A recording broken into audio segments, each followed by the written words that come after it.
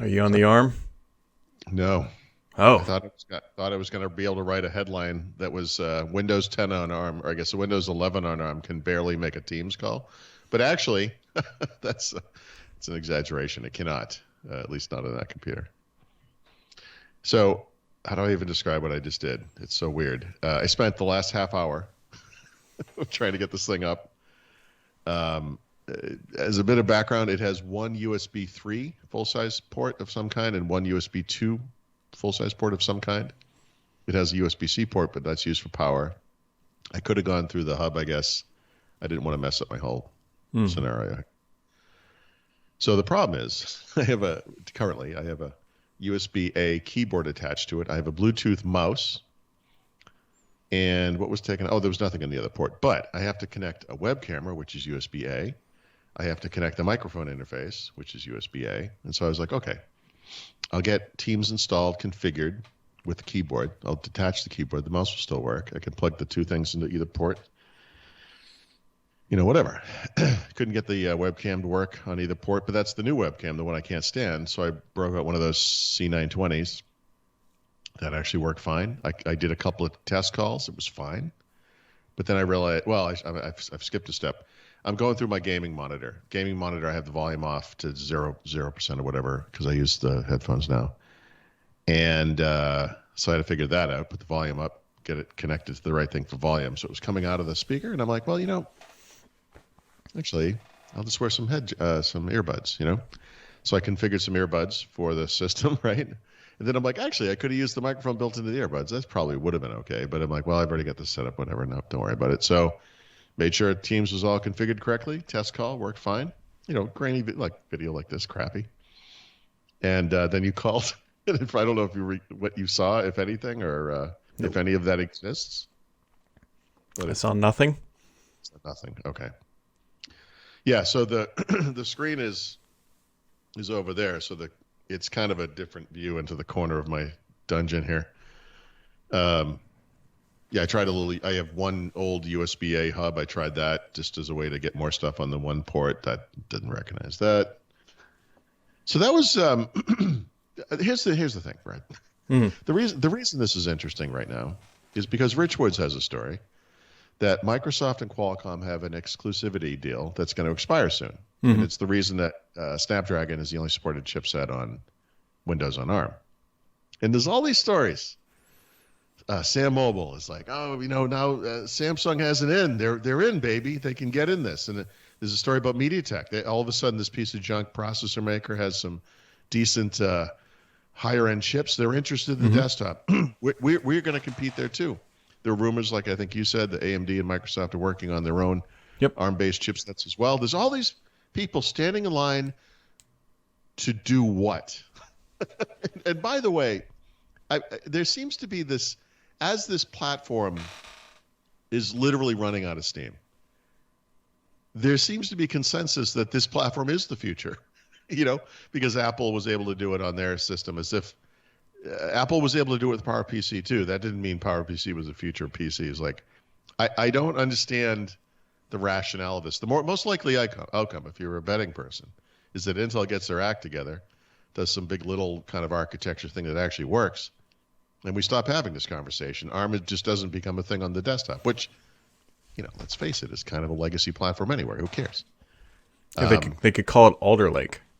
Yeah, they could. That's one potential name that exists and is real. I'm just pulling things out of my pants. So I'm just, and here's the other thing, and the other headline I've seen that bothers me a little bit is now we know that the problem with this thing is Qualcomm. It's Qualcomm's fault, and no, it isn't. Two things to that. One company does not make a partnership. Okay, so both sides went into this open-eyed understanding of the technical limitations, whatever. I don't think you can blame Qualcomm any more than you can blame Microsoft. I just don't. I'm sorry. Well, we know it's not purely Qualcomm either, because a little company you may have heard of called NVIDIA used to work with Microsoft on Windows on ARM. Oh, that's true. Yeah, that's right. Tegra, right? Was that the name of that? Yeah, I think so. Way back in the 2012 days, something. here's the thing you got to remember. If you go back in time to, I don't know what year it was, 2005, 2006, something like that. And you're in the upper echelons of Microsoft talking to Terry Myerson. He really wants to get off Intel. He can't stand those stupid stickers. And you survey the computing landscape. AMD, in Terry's words, was circling the drain at that time. There was, what were your options exactly? Mm-hmm. And let's limit it just to ARM. You do think that this thing has to be on ARM. This is the future. Who else were you going to pick? Who was the other gigantic ARM maker that would have made any sense whatsoever and would have been interested in doing the desktop, right?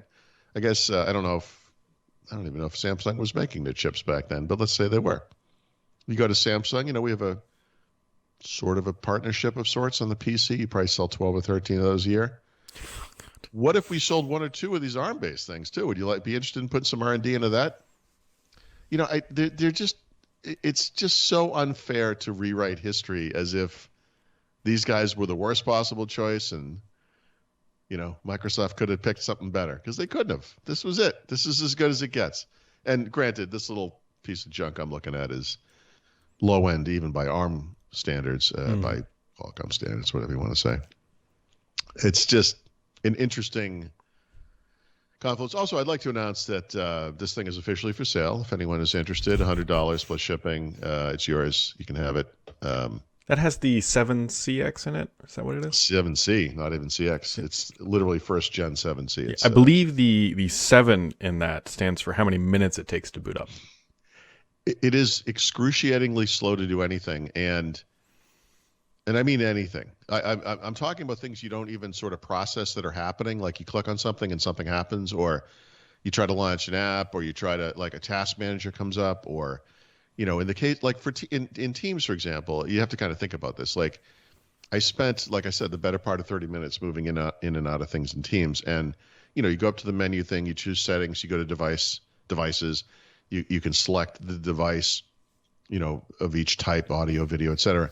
Each of those steps requires you to click on something and then click on something else and then click on something else. And the thing I'm not telling you is, and again, it just adds up, but every one of those things takes seconds before anything happens.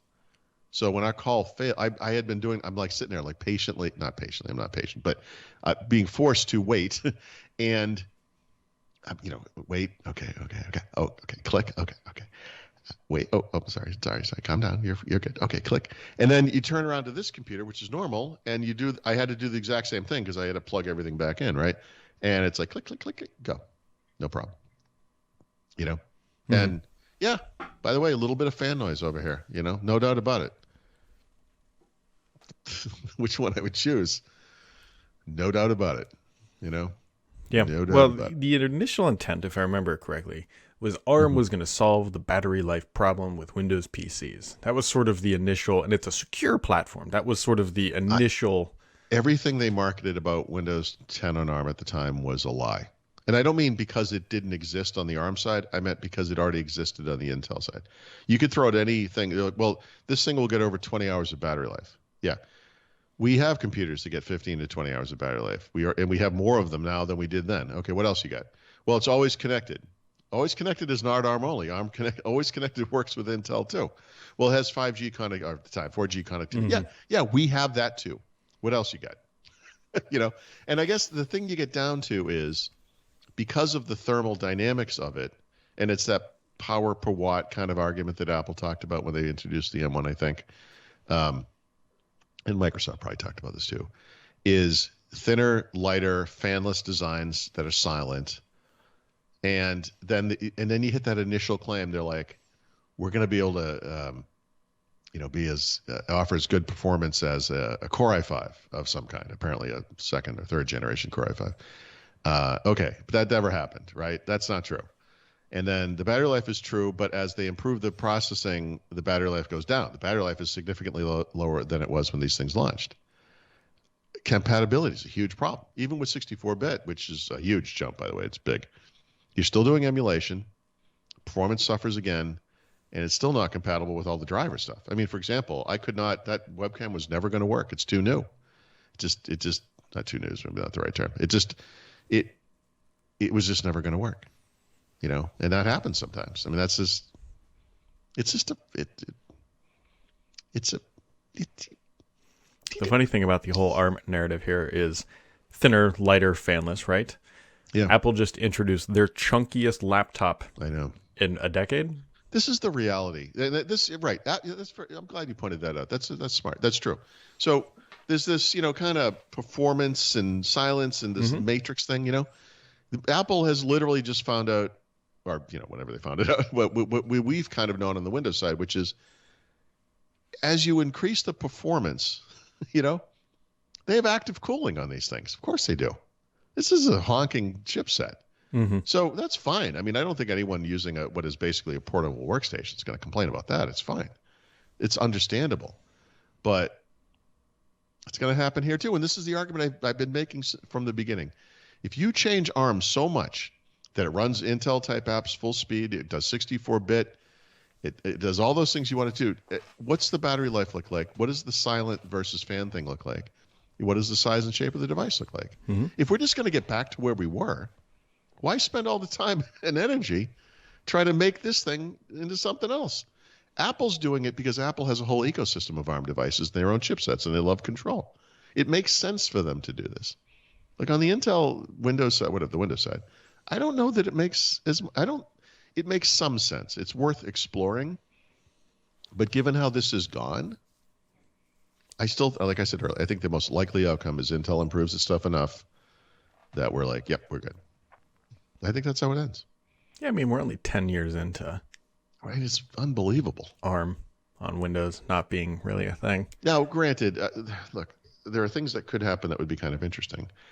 This exclusivity arrangement disappears if it's true, and Microsoft is able to put Windows on M1-based Macs. Now, Apple is never going to license M anything to anybody, but I don't mean it like that, like we're going to get new PCs based on this. But this will at least allow things like parallels to happen officially and blah, blah, blah, whatever. And I got to tell you, parallels running Windows 11 on ARM in a VM on top of an M1-based Mac is as good as this, basically. That's what it feels like. Like it's basically native performance. It's good. This thing, I mean, I could do better with a Raspberry Pi. I think. I don't understand the point of this. I mean, the point of it is not to do what I just did, obviously, Right. it's to test applications. But, one of the applications you guys could test on this thing would be Teams. I got to tell you, it doesn't work very well. Yeah, not many people use it. Jeez. Anywho, what else is going on in the world? I'm sorry, I didn't anticipate that going that way, but maybe I should have. Samsung is taking some market share from Apple in the wearable space. Yeah, that's a weird one, huh? I mean, whatever. I know. It's just like headline. In fact, I almost just quoted it as like, is a headline I never thought I would ever see or write, And by the way, they did it by switching from Tizen to Wear OS. Like, what?